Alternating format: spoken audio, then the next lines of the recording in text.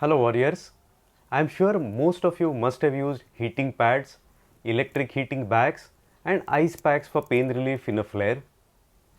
Do you know when a heating pad is to be used and when an ice pack is to be used? Is there a particular situation where an ice pack would work better than a heating pad? Is there any scientific basis for this? Let us have a look at all these questions today. Let us first understand the scientific basis of how heat therapy and cold therapy work. Then we can easily understand the situations in which heat therapy is appropriate and the situations in which cold therapy is appropriate. Heat therapy, because of the heat, the warmth, causes blood vessels to dilate. This increases the blood flow, increases the flow of oxygen as well as nutrients. This increase in the blood flow also removes toxins and promotes healing. This is exactly how heat therapy works. It decreases the joint stiffness and pain. Now, in terms of arthritis or ankylosing spondylitis, how would it really help? In ankylosing spondylitis, there is inflammation of the sacroiliac joints and the joints of the vertebrae. When one goes to sleep during the night, there is not much of movement of these joints, so the blood supply to these areas goes down. Because of the inflammation, a lot of cytokines, inflammatory chemicals, get pent up in the local circulation around the sacroiliac joint and the joints of the vertebrae. As these get pent up, the local inflammation goes up. When one gets up in the morning, as these cytokines, as these inflammatory chemicals are present in big numbers in the local circulation around these joints, so there is a lot of morning stiffness, there is a lot of pain in the morning.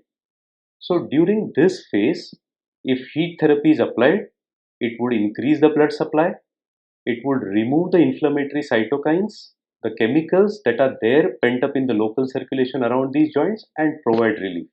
So this is exactly the situation where heat therapy helps. There are two types of heat therapy, dry heat and moist heat.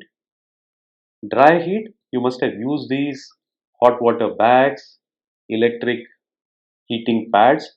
These are examples of dry heat.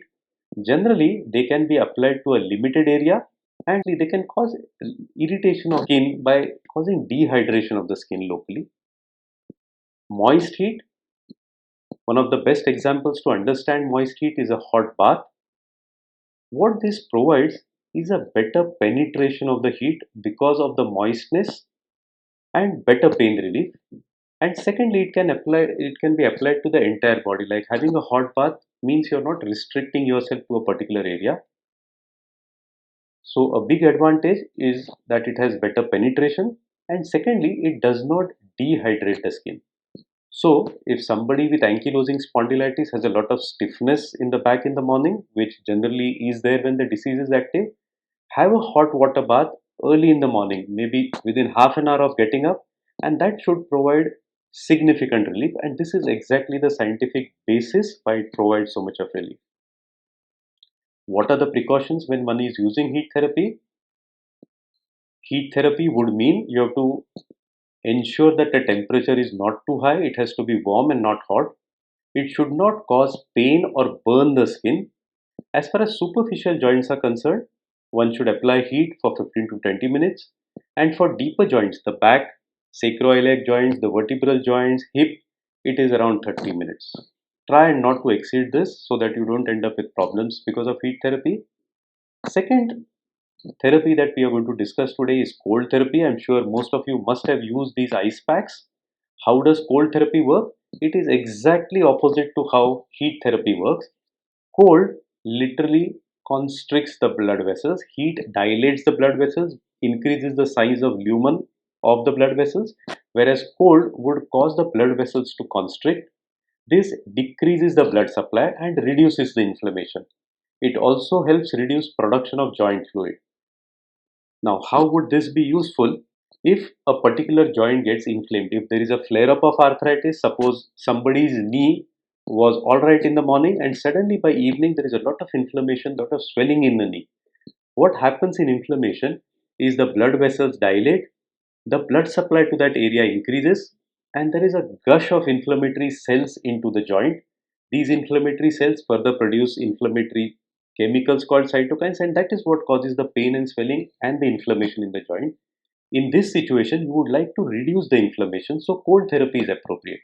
So when you apply ice pack, the blood vessels constrict, the blood supply reduces, the inflammatory cells reaching this joint goes down, the production of local cytokines goes down, and that is how cold therapy helps reduce inflammation in this joint. So cold therapy is appropriate whenever there is an acute flare-up of arthritis. What are the precautions? Limit 15 to 20 minutes at a stretch. Don't apply the ice directly to the skin. Always wrap ice in a towel and then apply. And avoid if somebody has Raynaud's or areas of impaired sensation. Raynaud's is a condition in which the fingers or toes turn blue, white, or yellowish when one is exposed to cold. When to use hot or cold, something that we just saw. Whenever there is acute inflammation, a sudden flare, sudden increase in the inflammation, that is the time when cold therapy is appropriate. Use ice to reduce inflammation. How would you know if a joint is inflamed? It would be red, it would be swollen, and it would be warm to touch. For chronic backache, the first thing that we saw, once an ankylosing spondylitis warrior gets up in the morning, the backache, the morning stiffness that is there, and something that has been there for days together, that is the place where heat therapy is appropriate. While exercising, always use heat before exercise so that you loosen up the muscles, and then after the exercise over, cold so that you prevent aches. Exercise would increase the blood supply, may increase the inflammation because of some irritation to the joint, and so that is where cold is used to reduce the blood supply, reduce the inflammation, and prevent the aches after exercising. After using heat or cold, always remember to gently move the joint to reduce the stiffness. Thank you, warriors, for joining me for this week's episode. Let us meet next week. Thank you.